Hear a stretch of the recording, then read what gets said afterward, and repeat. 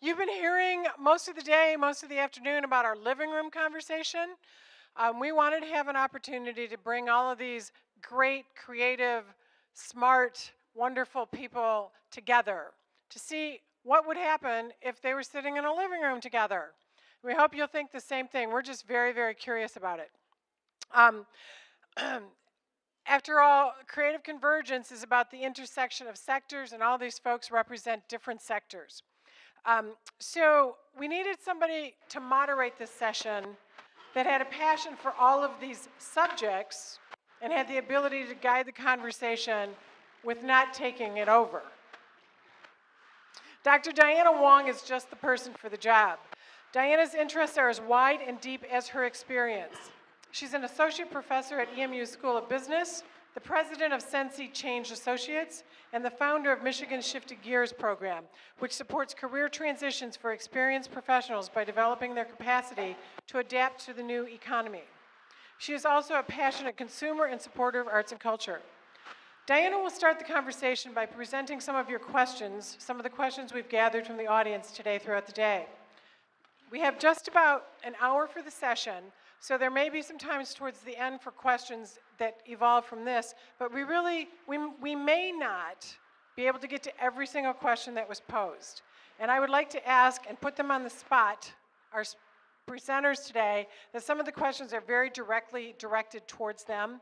They've been very generous with their time, and I'm hoping if we can take those questions after the session and perhaps present them to you on an email, you could respond to them, and then we can send it out to everybody if we don't get to all the questions. So I'm going to ask you now and put you on the spot. Will you do that for us? Excellent, thank you.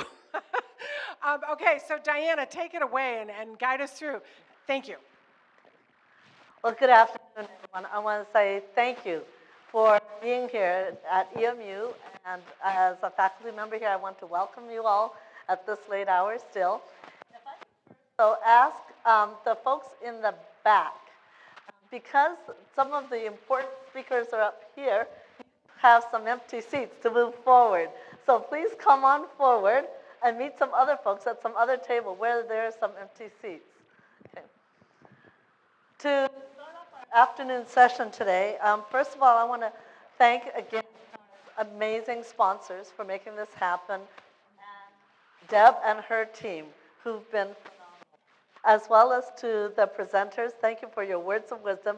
Now we want to suck more out of you. All right? So with that, I'm not going to go on, although I've had dreams of doing mass lectures like this. At this point, I want to ask the first question, but I want actually the audience to noodle on it for a few minutes. Because one of the things I noticed that we haven't had a chance to is some additional conversation. There are two very profound questions that were asked. Before I turn it over to our presenters, I would actually like you to have a brief discussion at your table on these two questions that came from the audience. The first one is, what is the funniest thing about Michigan? All right? What is the funniest thing about Michigan is the first question. The second question is, how does one define creativity?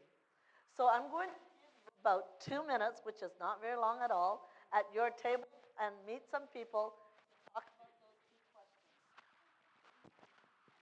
Ooh, sorry.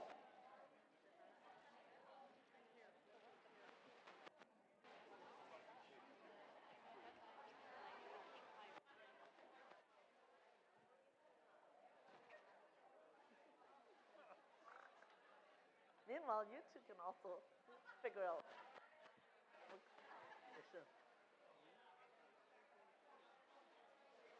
Right? And sometimes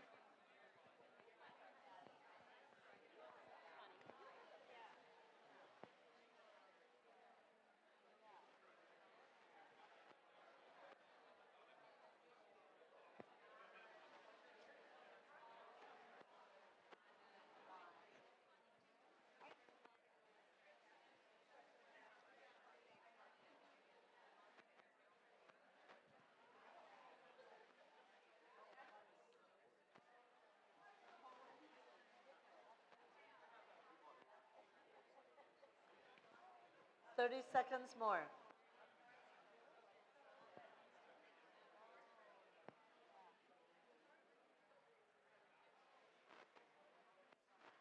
All right, thank you for your participation. If I could have your attention. Let's turn this over to our presenters. Given what you've heard from around your table, I'm going to open this for our presenters to address. What is the funniest thing about Michigan? And what does creativity mean to you? And if I could ask people who are responding to respond with no more than 2 sentences.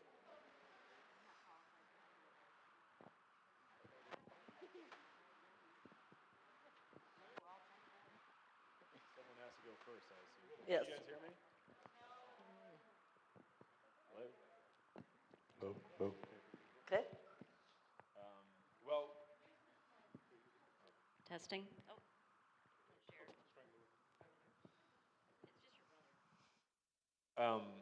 well, we could kind of cheat because we could see what everyone's doing. And I have the same answer as everyone, and that's the ability to point at your hand and let everyone know where you're from. Okay. And I can't imagine anyone coming up with anything other than that. Okay. That, Yes, please. hot mic, to that and say we are the only state that only represents half of.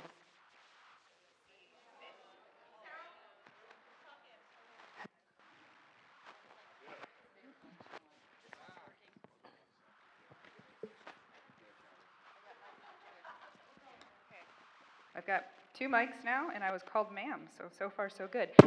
No, I would say that I would add to that and say that we are the only state, I believe, that only shows half of the state half of the time. So sometimes it's the mitten, sometimes it's the UP. There's a lot of anger in that, so I think that's kind of funny. Thank you. I think, I don't know if this is it either. I would add that we have a direction that is qualified by the states, and Michigan left, as opposed to any other kind of left. The Michigan left. The Michigan left. Okay. Yeah, I'll add one to you. I spend way too much of my life on phone calls and conference calls, and I've been here 25 years, and people still don't believe we are Eastern Time Zone. People still don't believe that we're on Eastern Time Zone. Anything else? Yes, please. I'm going to give you Scott's answer because he lived up north, and he just said, do you know what the people up north call the tourists who come up to Mackinac Island and Traverse City and all that? Fudgies. Yay, go fudgies. All right, fudgies. Thank you. We had a second question as well, is what is the definition of creativity? And I'm going to also have that open for whoever wishes to respond.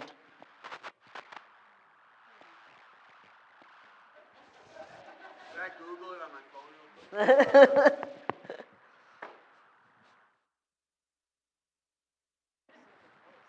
So I said just sort of create, or I used the word, sorry, making something out of ideas or nothing. Creating something that doesn't exist is creativity.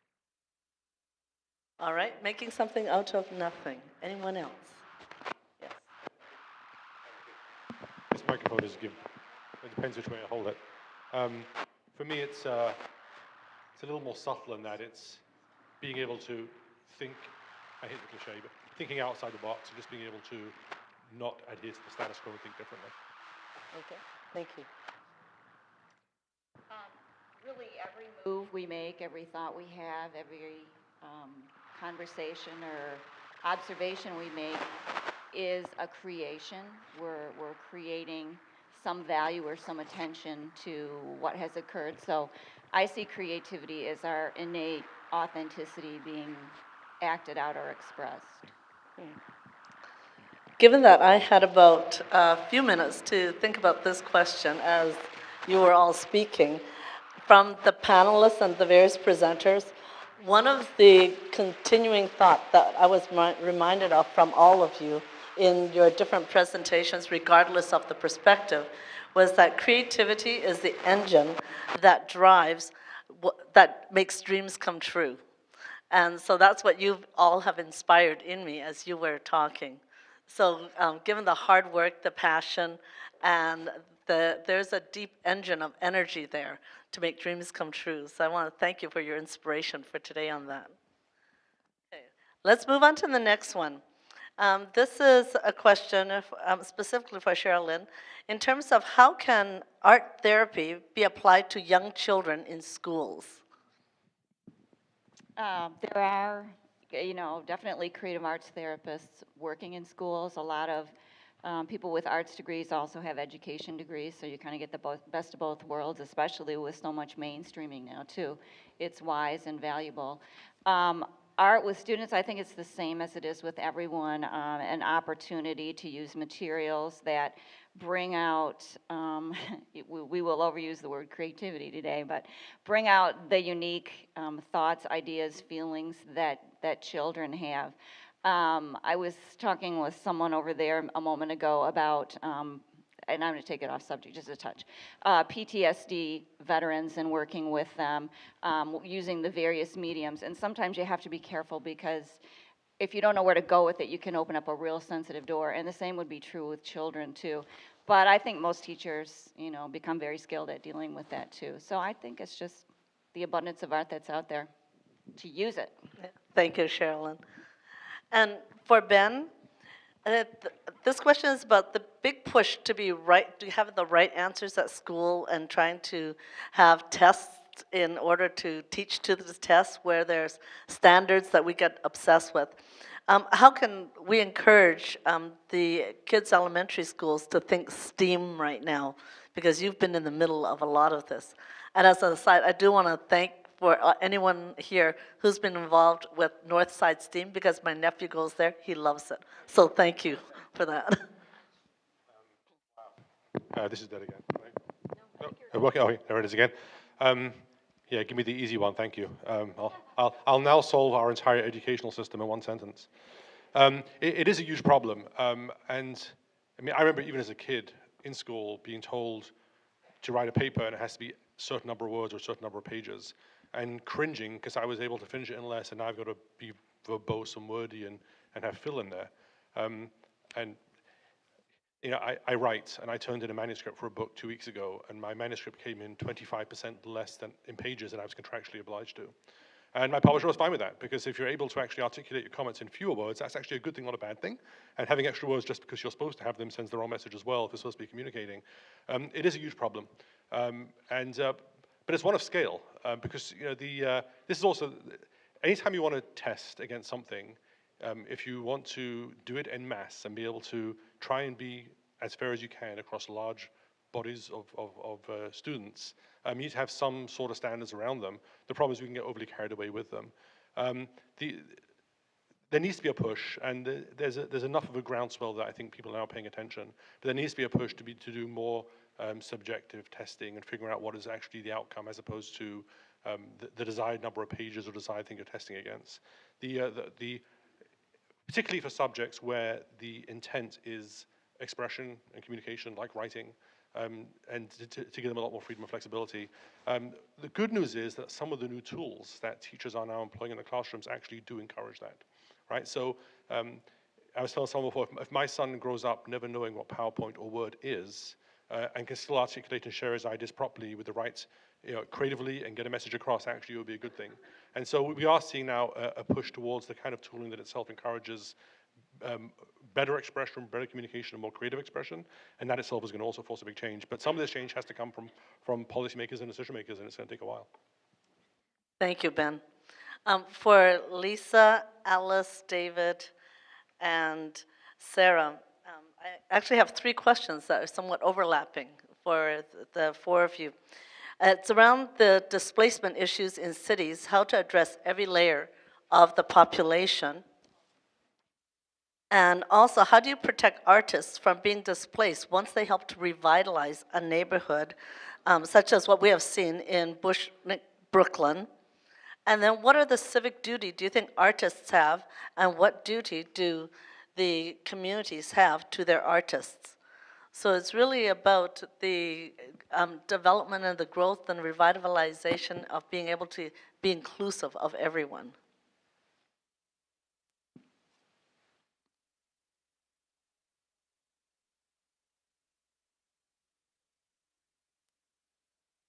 Okay, I'm going to start with artists first and then move on from there. So keeping places affordable for artists is a tough one, as you mentioned. Brooklyn, San Francisco, we've all seen it. Kind of artists get priced out, and they're often the first ones into a community to help because land is or places are affordable. So the model that I talked about in Cleveland, and then also there's a group called Art Space, which is based again in Minneapolis, that builds artist housing across the country. The idea is to try to keep those permanently affordable and for artists. So in Cleveland, I believe that there's a covenant on that the loans that are given that they'll stay there for, the artist will stay there for a period of time, and that the artists actually own that home, right? So that they are the homeowner and they build equity and get to put down roots in those houses as opposed to having landlords. And then Art Space also, owns its own facilities and tries to keep them, or actually does keep them that way. So those are two strategies to do that. There's an interesting group in San Francisco, not about artists, but about artistic spaces in the Mission District, where artists are getting priced out, and as are arts organizations. It's called CAST. I don't remember what it stands for, but it's basically purchasing venues, turning them into arts places, and then renting at lower cost to arts organizations, again, to try to keep that community somewhat more diverse in terms of its artistic offerings, not for all the people that live there. So that's one way to think about it. I'll stop talking, or I can keep going. I'll give someone else a turn. Mine was working. Sorry, you guys are doing a great job. We're up here like, why are these mics not working? But you're on it. You're watching us and you got these numbers. Thank you for mentioning CAST. It's a program funded by the Rainin Foundation, which is a family foundation in San Francisco. And so that's an example. Backing up a little bit from that, it's tough. I mean, like I said, literally Mark Zuckerberg lives 6 blocks, he eventually will move into the home that's been 2 years under renovation, but when that happens, and my house is also on a stop where, like, right outside my window, it's the Google bus, the Genentech, Yahoo, and Apple buses.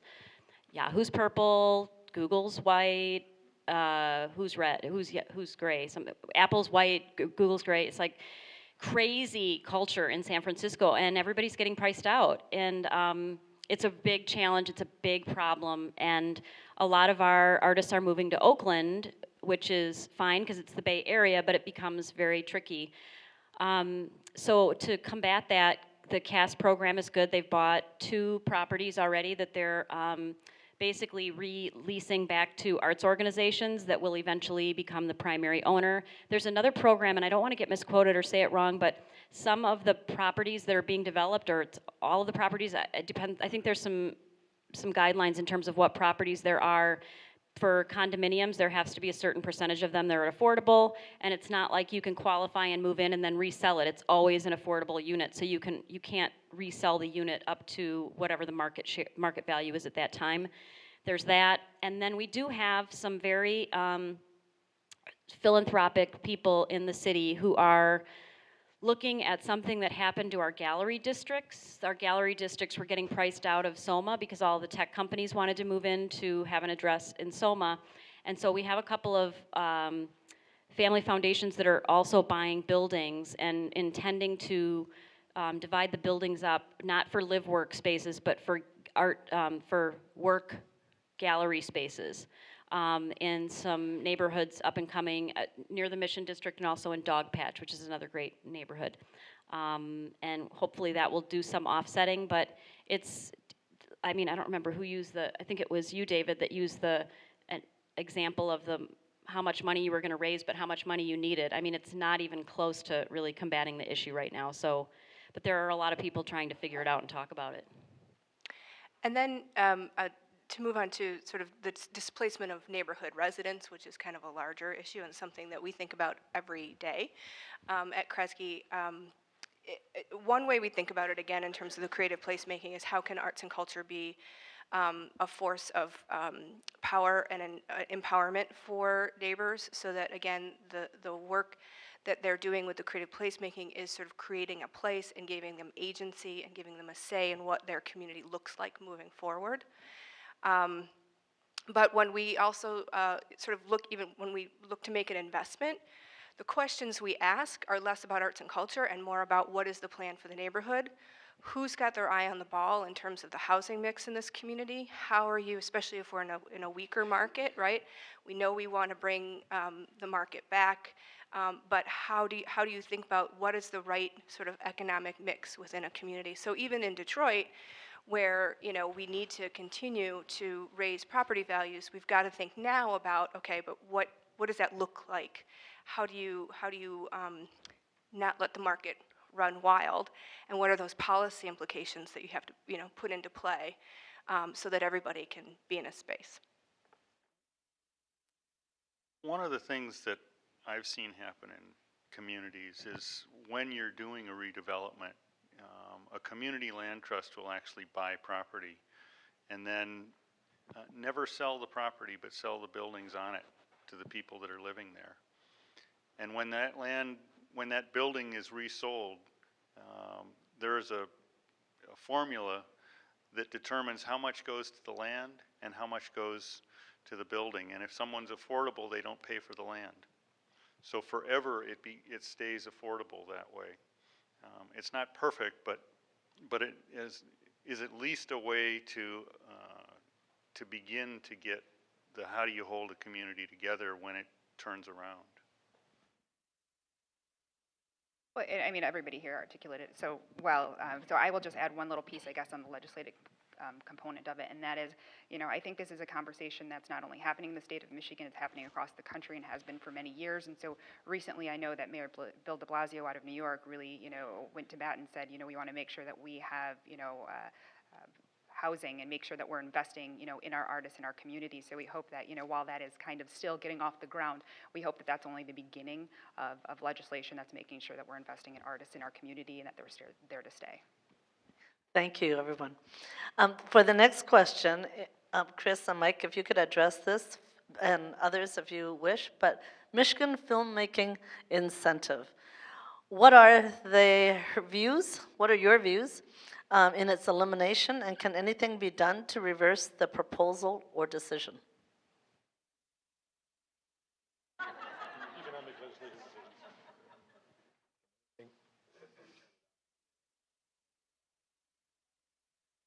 Can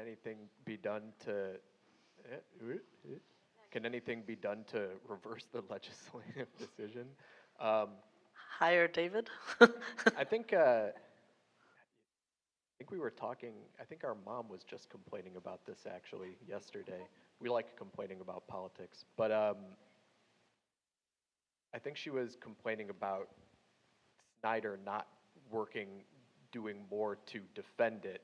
But I think it's very difficult when you have a legislature that's so incredibly Republican, even for a Republican governor. You know what I mean? I'm not really sure exactly what he could do. I mean, I guess the irony, I get people going after the film incentive as saying, well, why are we giving money away to people who are doing business here? They should just want to do business here. But then there are all these other programs giving a whole lot of money away to a whole bunch of other industries for doing business here, and they don't really seem to have a problem with those, maybe because those industries donate to their campaigns or something like that. So I don't know if there's, I guess you would say, like intellectual honesty or consistency when you're talking about it. But I do agree that ideally, as somebody who loves Michigan, I think it's great when there's a program that basically encourages the nation to see more of Michigan, ideally. Now, that's not always the case with the film incentive, because it's not like there's any real stipulation that says these things have to be set in Michigan, although I think they give a little bit more of an advantage to projects that come from Michigan, and I think they actually do look more closely at projects that portray Michigan kind of as is and in a positive light. So I love that part of it, but I also do think that that it's pretty clear that we'd be better off if there was a kind of self-sustaining industry here that would just attract people just on its own merits and drive things that way, as opposed to saying, here's some extra benefits or some extra money. I mean, the car industry isn't based here right now because the state ever said initially, hey, car industry, we're going to give you a lot of money. Now, that's why the car industry is losing a lot of jobs to other states, but the reason the car industry is here is because the initial innovators were here.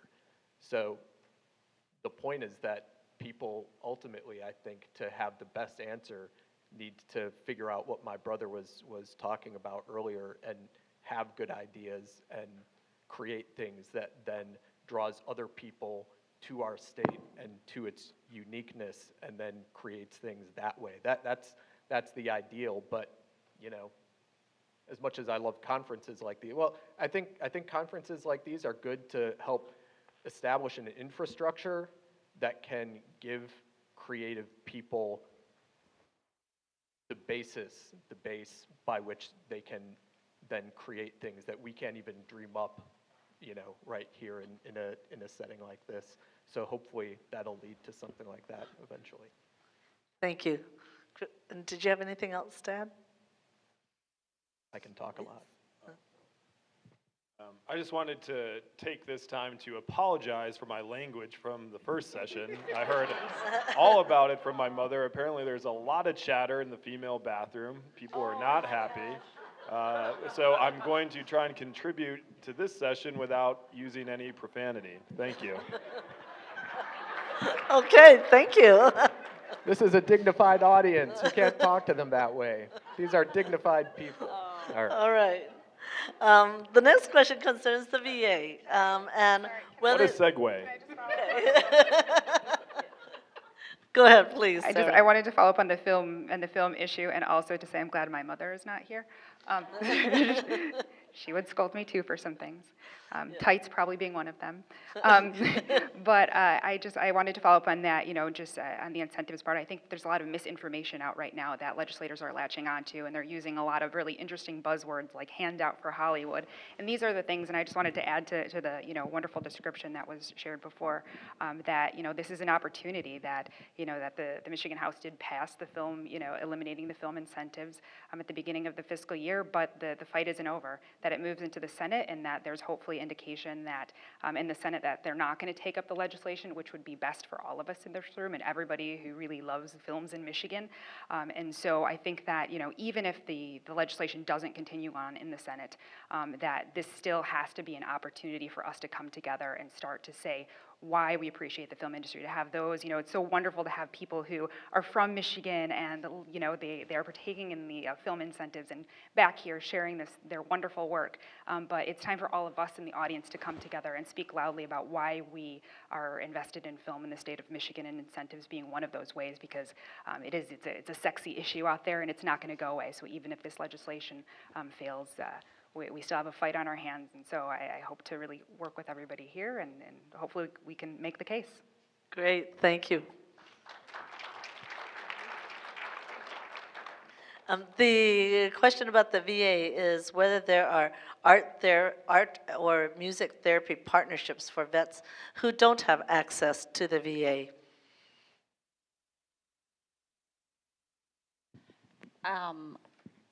The VA would say that everyone has access to the VA. However, not everyone is going to have the same access because they cover a region. The VA medical centers are often not right in a big city, but in a more rural area. In fact, our VA serves parts of Indiana and kind of a large area that much of it is rural. And they meet the needs of the veterans through outpatient treatment centers, and those are very much medical model, and sometimes they do contract out psychiatric services too, but they don't contract out music therapy or art therapy or any of those yet. So there. Good, thank you. For David, how would you characterize the temperament of the Minnesota legislature in 2008 in relation to the passage of Legacy Act? And who in government has strategically was strategically important for your coalition to have on board?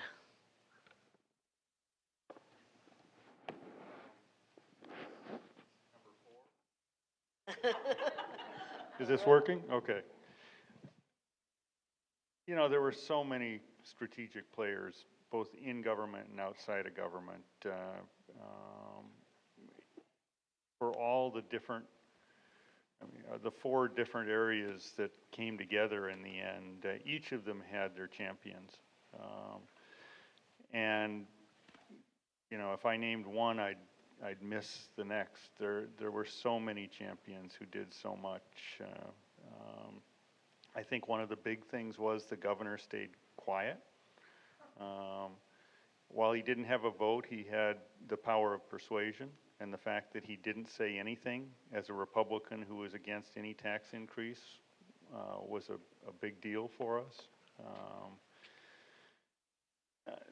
But there were many advocates. We worked, you know, I met with lots of people in the legislature who were interested in different components of this to get it through. And you pick them. You get to know them and you appeal to them, and you won't win them all, but you just got to keep going after it. Thank you. Ben, what kind of tools do you think teachers should utilize in schools to teach the creative future of these yet-to-be invented jobs? That's not the answer. There we go. It's kind of an unfair question to ask me that, because I do work for a company that creates a lot of those tools, and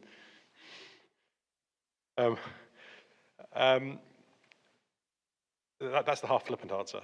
As for the real answer, I actually don't think there's any right tool. I think there are lots of really good tools out there, and I almost don't like it when in-classroom tool and decisions are made at a statewide educational district, almost mandating them, because I think teachers need the flexibility to go back and forth of what it is they need.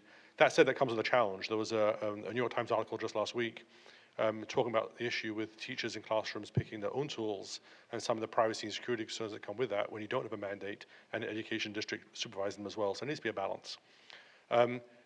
As for which tools, you know, I like tools that are, depending on the age group, I like tools that are simple, friendly, fun to use, the kind of tools that kids are going to want to use as opposed to being told to use.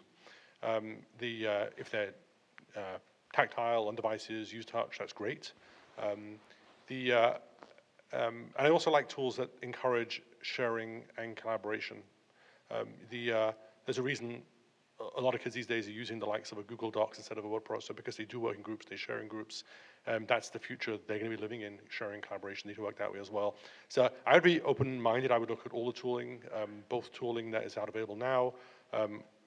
The company I'm with, as well as all the other companies in this space, are all aggressively, rapidly creating new tools that are more follow the app model. Very simple, single purpose, easy to use, low price point, free or freemium type business model. And you got to be adapted using all of them.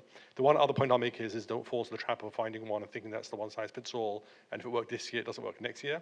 You need to be, you've seen how committed your kids are to the app they download on their iPhone or iPad. They play with it for 3 weeks, they'll uninstall it and install the next one in there. That is the way they work and operate. And if there are new tools that are better a month, 2 months from now, they should be given the chance to use those. And so this needs to be live and ever-changing, and it's fun. Thank you. I actually have a follow-up question to that, to just probe it a little bit more. Do you have children, and if you do you experiment on them to develop their creativity? Experimenting on children is generally prohibited in most states. Yes, I do have children. Thank you for asking. I actually have 7 children and a grandson, and a whole bunch of ages in college and teaching and down here on grades as well. And so yes, I do. Their interests are varied, and I do absolutely test some of our future tools on them. I use my oldest daughter as a teacher in a classroom, and I give her stuff to play with her class as well and get broader adoption.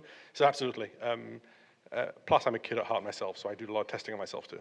Okay, thank you. All right, for Mike and Chris. This person says, I've heard improvisation skills can improve personal relationships. How has that worked for both of you?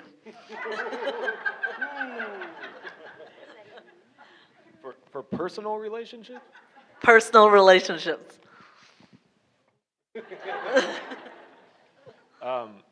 Yeah, improv is great. Improv is a huge part of what comedians do. I think it's the nice thing about improv is that it kind of teaches everyone not to take themselves too seriously, and that's a nice thing. I think if you're comfortable in your own skin and secure in who you are, you can kind of have some fun and play around, and that's what.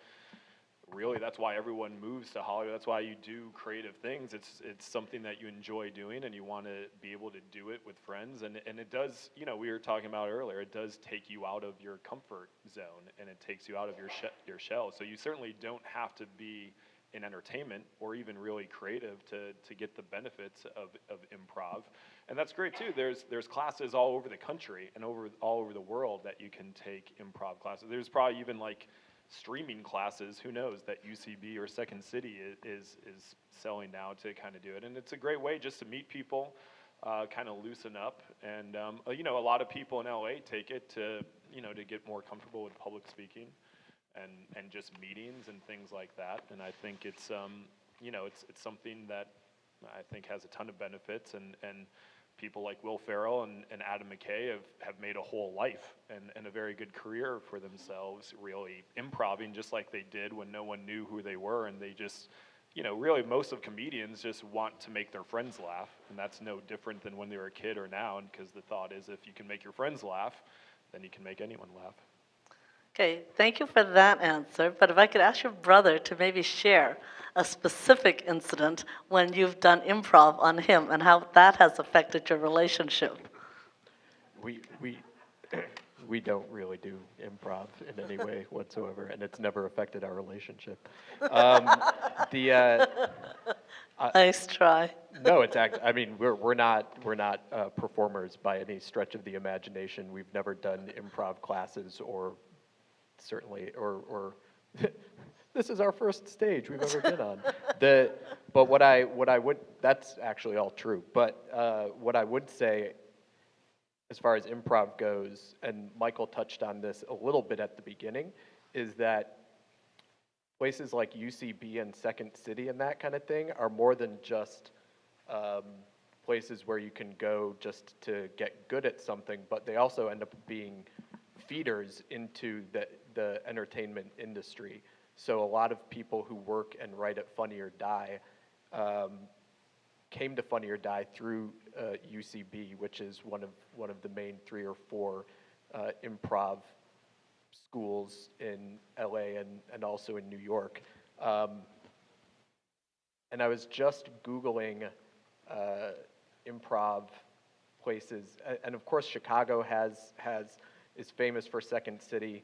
New York has Second City and UCB, Groundlings, but I noticed, I don't know, I think I only saw one website for one kind of established improv place in Michigan, and that was a little disappointing, just in the sense that, as near as I can tell, they're not just places that kind of teach you how to do things, but they can also be good incubators for talent, because a lot of people who have the same kind of sensibilities or same goals and dreams as far as like being funny or making funny videos or funny TV shows and everything, just meet each other that way. They go there, they meet each other, and the next thing you know, it's like one of them gets a job at Funny or Die or Saturday Night Live or something like that, and then it's not a coincidence that one of their friends who they worked with ends up getting a job as well. You see what I'm saying? And then also, when you create those kind of hubs that everybody then hears about, then somebody like Lorne Michaels or the creative director at Funny or Die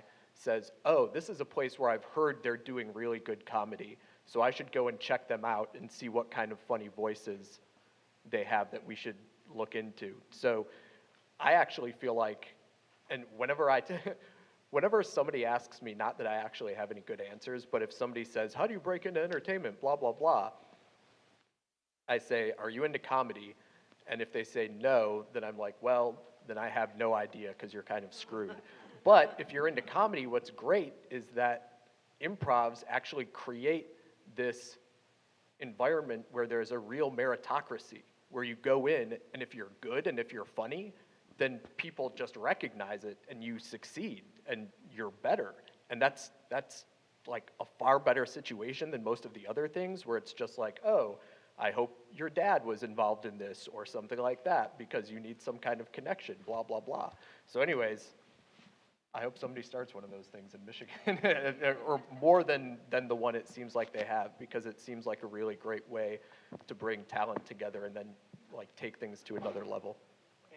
Thank you. If anyone in the audience has any ideas, please feed it back to him. Okay. Next, Lisa, what research have you done before you decided to change your name? How has that impacted awareness?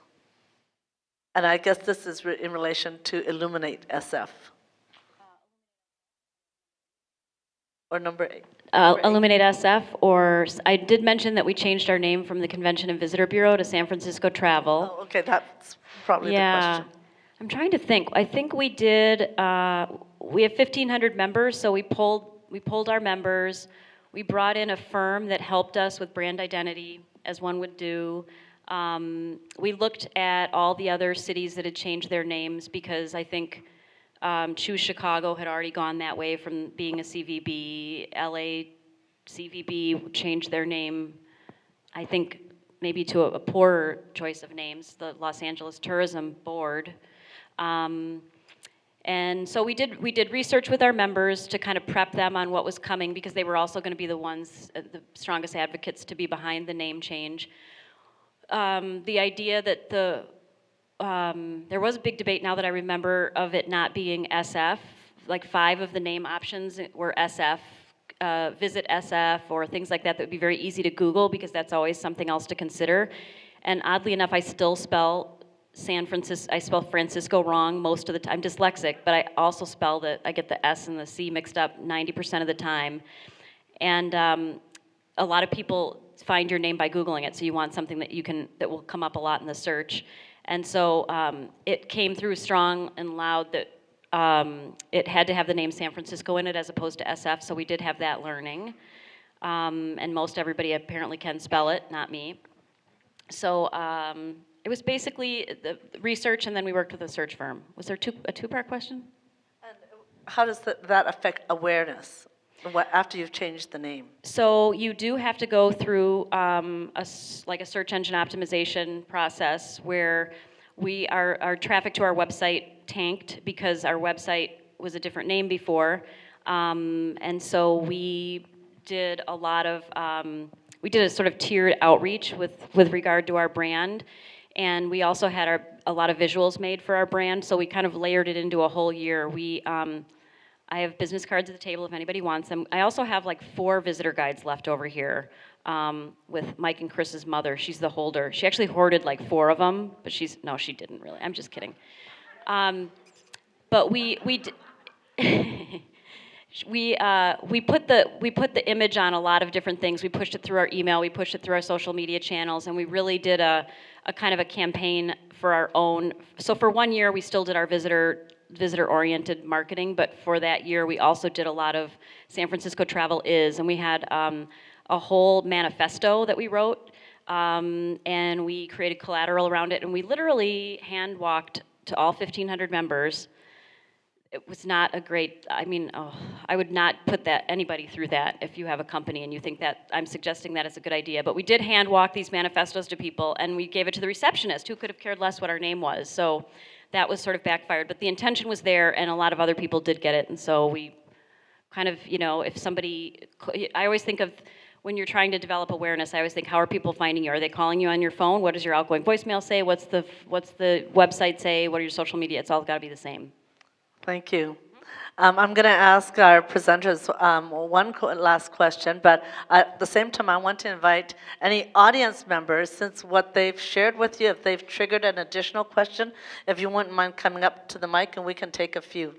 All right, so in the creative process, all of you in some shape or form have connected with others and have built coalitions or teams or collaborators in your work.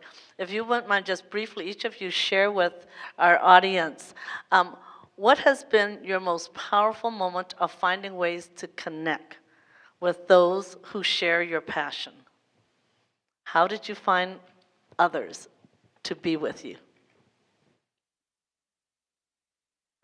The example I'm going to use actually is an internal philanthropy example. So as I mentioned, we have 6 program teams within Kresge. And, you know, we have the mantra of let's finding holistic solutions. And so part of what we're trying to do internally is break down our own silos.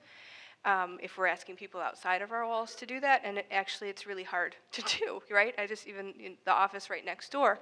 So frankly, what worked for us, or what was the biggest aha moment, was just to get crystal clear about what our ultimate goals were. Because ultimately we were all working for the same thing in community. We were just approaching it in different ways. And then once you at least identified, wait a minute, we are actually all looking for the same outcomes. And then we just sort of got beyond the barrier of language. It was a big aha moment. We were able to sort of think creatively after that and not worry so much about this is how, you know, my discipline does it.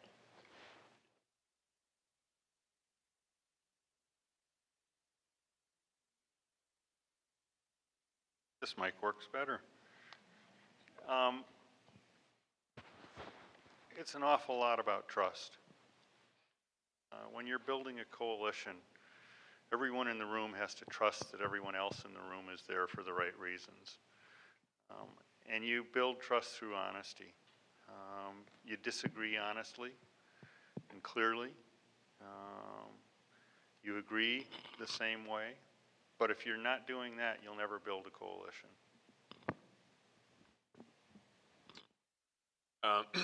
Well, I got a little lucky because I was born a few years after him, so our coalition started young. So that's nice.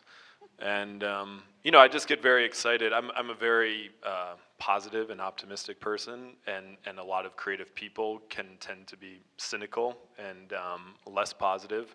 So I get really excited just being enthusiastic about things and bringing people together around kind of a shared goal and vision. And that really, I've been fortunate to do that in every kind of chapter of my life and career. But really, Funny or Die has been a tremendously rewarding experience to be there the last 6.5 years, going on 7, and I still can't believe I get paid to do these things and meet all these people, and so I don't take it for granted, which is why my mother will be waiting a long time for grandchildren. As she sighs. That was a really loaded way to end your comment. Yeah, I mean, if you look at our experience in Los Angeles, it's been mostly about doing different things where we pick up different people who we vibe with along the way. So organic is a word that's overused there, but it was a pretty organic process.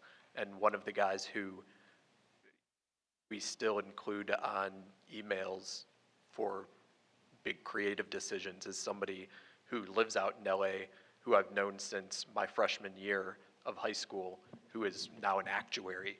But as far as, like, you know, somebody who I have read a first draft of anything I write, he's always the person, and I'll talk things out with him and that kind of thing. So, you know, I don't, what was the question again? Yeah, you know, I think it's great to have programs and that kind of thing that's a backbone for everything. But honestly, I have a feeling that all of us just kind of figure out how to connect with people as we go through life, and it just kind of happens naturally. That's my own personal take. I think my answer is actually going to be pretty similar to that one. It's a lot about the people you surround yourself with and who you share and collaborate with. I love smart people. I love creative people. I love people who are passionate about what they do and have strong opinions and are not scared to disagree, and who can debate, and who realize that failing isn't failure, but failure is a step to where you're going next. And no matter who I'm working with, whether it's co-authors in a book or teams I'm hiring or partners I'm working with, I try to find people who are like-minded, who love sharing, like collaborating, like doing big, bad things, and want to do it together. And I try not to be overly prescriptive about it and just give them a lot of room to play and see where it goes.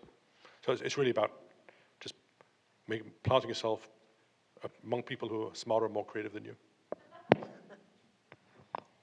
I totally agree with everybody's comments. I think the trust one especially, one of the things that I do, we have multiple organizations just like you are represented in the room. So we have the Grants for the Arts, they give away money. We have the Arts Commission, they give away money, but they also the Arts Commission, like Sarah, that does the, reviews the 1% for art.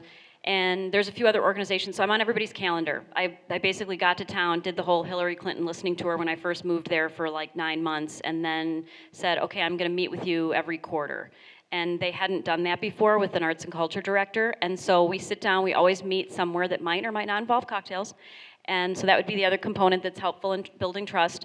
And we literally declare a cone of silence, and that's when we kind of go into this safe zone. So if, I certainly would never cite examples, but let's just say if something used to be over there and now it's gone, I might have been able to give shelter for the person that had to get rid of that but needed an excuse to get rid of it, or if something needed to go up and get passed but that person couldn't be on the record with saying they're in support of this or they need funding. Sometimes you can use, you know, we can be used as sort of go-betweens, and so we would sit and I would say, okay, I'm never gonna say what you just said to me out loud to another person, but let me think of how we can solve this, because ultimately we have to fix these different situations that come up. So cocktails, cone of silence, and then it's routine, it's scheduled. So I'm already, like we already have things on the Outlook quarterly, and if we can't make it, instead of canceling, we reschedule something else. So we know what's gonna happen. It's not like we should totally get together one time, it's set. Thank you. Working for the government, there's a lot of touchy little rules, so I can't really ask anyone for help. So really my personal life, I've been very driven to be very community engaged, and everything from League of Women Voters to Rotary to being on school board and to working with all those groups, getting them engaged with my veterans. And in the last while, I've become part of the greater organization of the National Veterans Creative Arts Competition or Festival. So I'm operating at a little different level, getting to know more people. And I love volunteering for the theaters in town and the Gilmore Keyboard Festival. And what a lot of those have turned out to be through relationship building that way, it's the last 10 years or so, everyone wants to do something for veterans. So they know what my work is, and they'll often say, well, we're having this big event and we'd like to give back. Can you bring 10 veterans? So we get a lot of that these days, and it's just like, wow, I couldn't have asked for that, and it really is coming this way now. So Great. Thank you. We're talking about connecting with. Yeah. How do you connect for the creative process? Well, for me, being a veteran who works with veterans, and I do a lot of lessons, music lessons, in that I can have a really good impact on some of these guys. They can relate to me, obviously, there's that. Plus, you know, it makes a real difference with some of these guys. We get guys that come in, some of them can be 100% service connected, disabled, so these guys might not be looking at any working for the rest of their lives or something because of head injuries or whatever.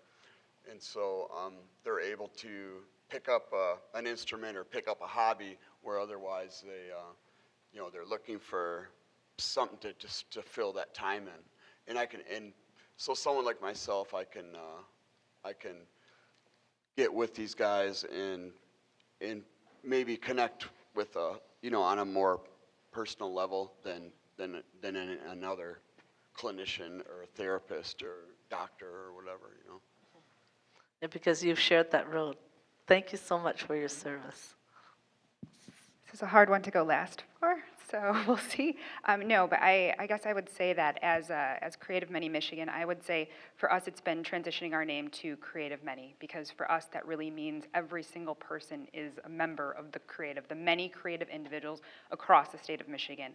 I know that I shared, earlier that it is the foundation in Michigan. It's our history in the automobile design and in furniture, in many other places in music. So it's our history, it's our present, it's really where we're headed in the future. Not only, as a state of Michigan, but the rest of the country. So we need to do our part to catch up. And, I think it's understanding that everything from the, car you drive in to the packaging of the cereal you eat, everything during your day has some component of design, the creative sector, these different pieces. So being able to collaborate with everyone you meet is a possibility, and knowing that really opens up a lot of doors. Thank you, Sarah. I want to say thank you to each one of our presenters. Is there anyone who has a question that would like to come up and ask our presenter at this time? We have a couple more minutes left.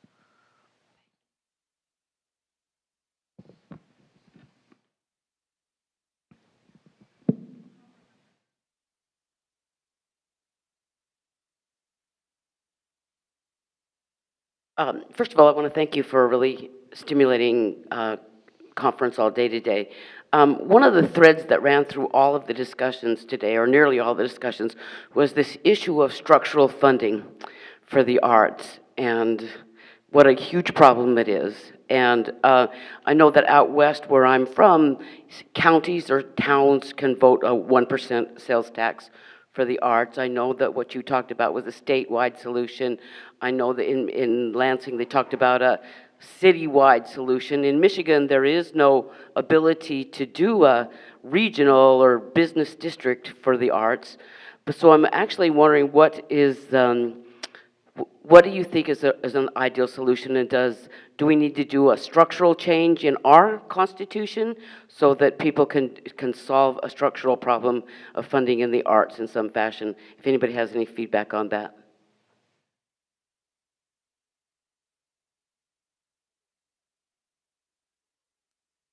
I can attempt that one. My friend Mike, number one. Okay, that's a great question, and I think I can share a piece of the work that we're doing right now, specifically to address your question. That I have been working with a legislator to talk specifically about doing creative districts.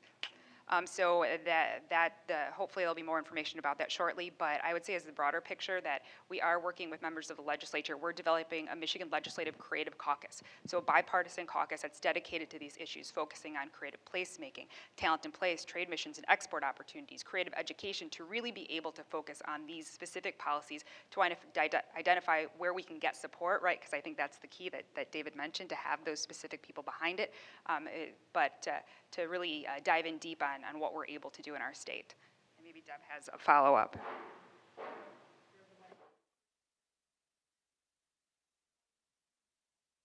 I know I'm not a presenter, but I do know that in Michigan we do have the capability of doing a local millage in the same way that the DIA, the Detroit Institute of the Arts, and the Detroit Zoos did through the Tri-County area in Wayne, Oakland, and Macomb County, and all of our counties are allowed to do that too. So that's pretty much the only way we can work right now in that regard. We can't do sales tax locally. We can't do the taxes that you were speaking of, sin taxes. In Cuyahoga Falls, Ohio, they have a cigarette tax. You don't have to smoke, you just have to buy the cigarettes. And the funds go to the arts. And we can't do that here. So there does need to be change on the state level in order for our communities to make some of these decisions locally. But we can currently do millages on a countywide basis.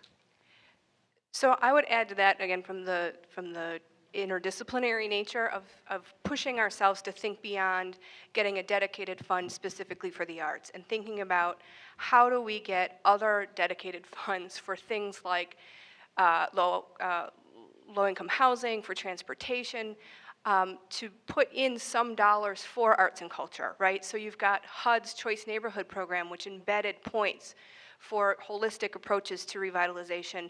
You got extra points if arts and culture was at the table. They were successful at DOT. So part of the challenge is for the arts and culture sector to get out of its own sector and look at the other policies that are in play and where else you can connect.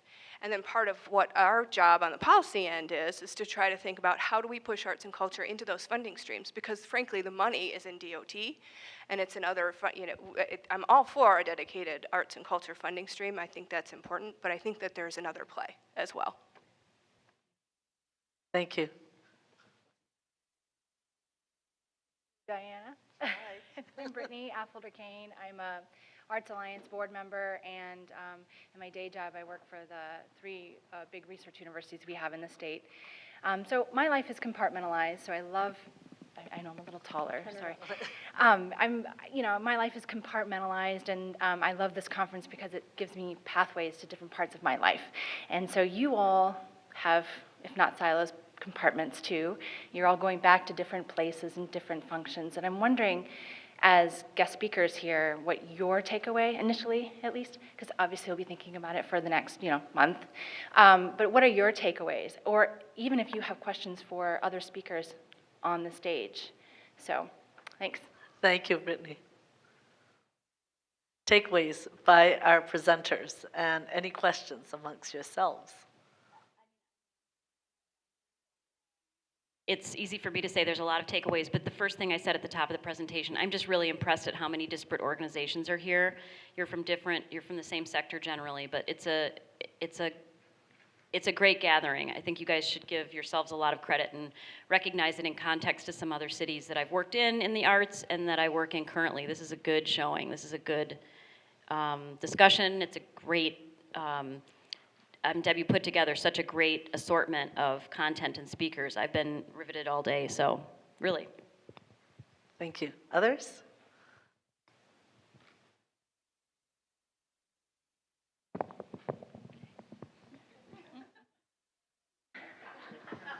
Oh, yeah. Yeah, I'm really inspired because there's so much potential here, and it's great to be able to come back and be a small part of it.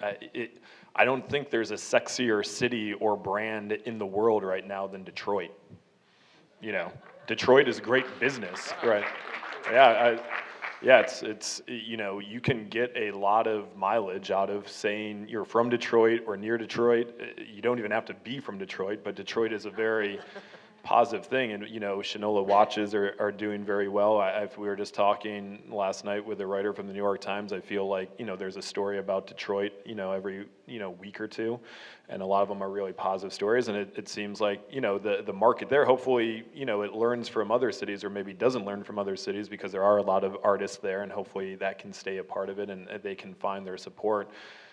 But I am impressed with all the people that are here, and there is a ton of potential. And potential is it's a great thing, but it's also, that means, you still have to act on that potential. So I'm looking forward, as this grows and different ideas come together and the city continues to get on its feet, I think, I'm certainly going to have high expectations for it, and hopefully can be a small part of it.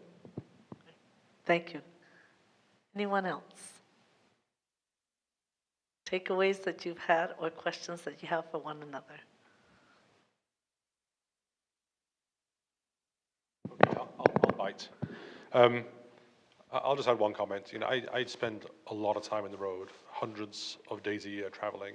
Most of my travel is the East Coast and West Coast. Every picture of San Francisco she put up is what I see from my hotel window usually. I spend a lot of time out of the country as well.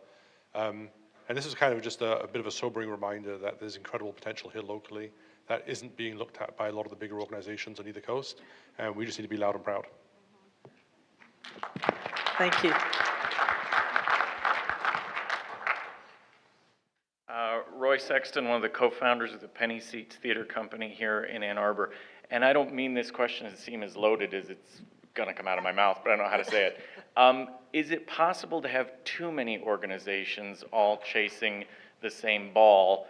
And what problems does that cause? And if not, how can we do a better job communicating to folks outside of this room the good work that's being done?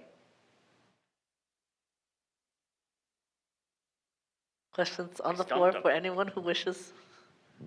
Well, I get asked that question all the time about the environmental groups. Are there too many? And I've been involved in mergers and attempted mergers. And there are too many groups, and there should be consolidations in some places because it's efficient to do that.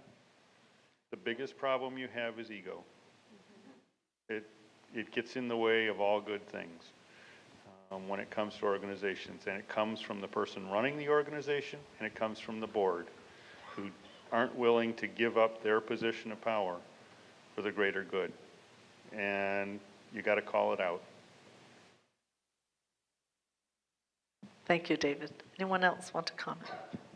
Okay, if not, we have one last question. We'll see if this actually goes down. Hi, I'm Julie Birch. I work at Wayne State University, and I'm also involved in a local ceramics studio in Detroit. So my question for the panel is, with hundreds of arts and cultural organizations across the state of varying sizes, what do you see as the roles for the small, all-volunteer, nonprofit organizations, and also for the larger, established anchor organizations in moving the state creatively forward?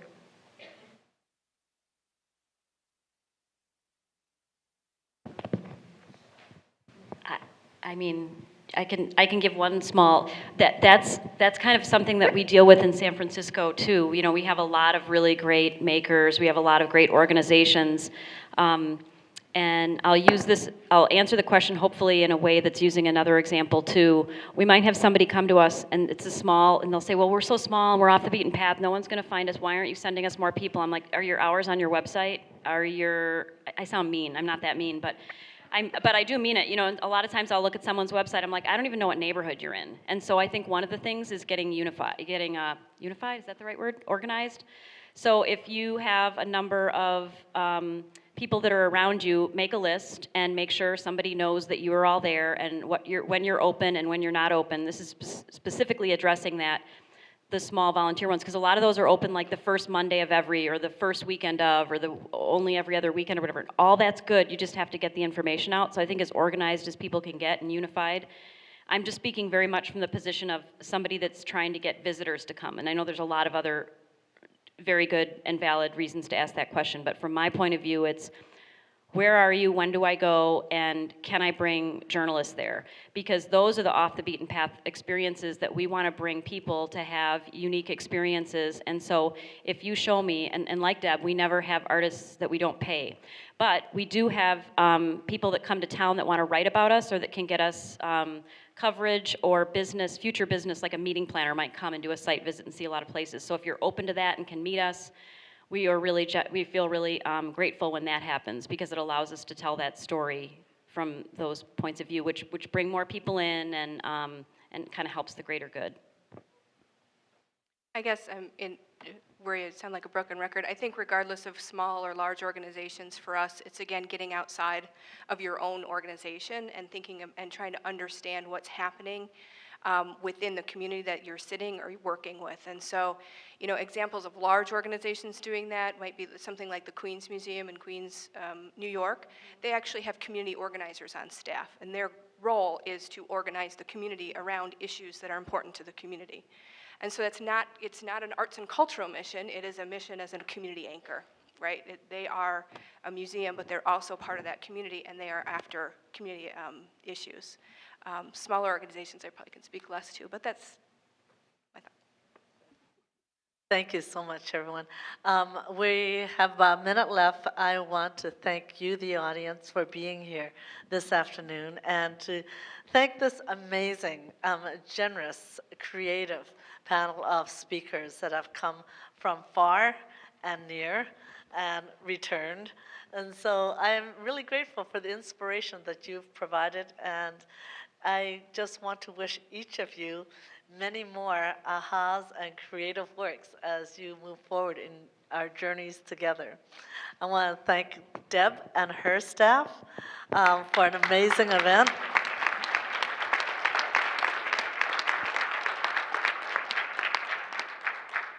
There are many more questions, and I'm sure there are many others in the audience at the moment. These are going to be handed over to Deb and her team to facilitate the answers back for the collective of who's been here.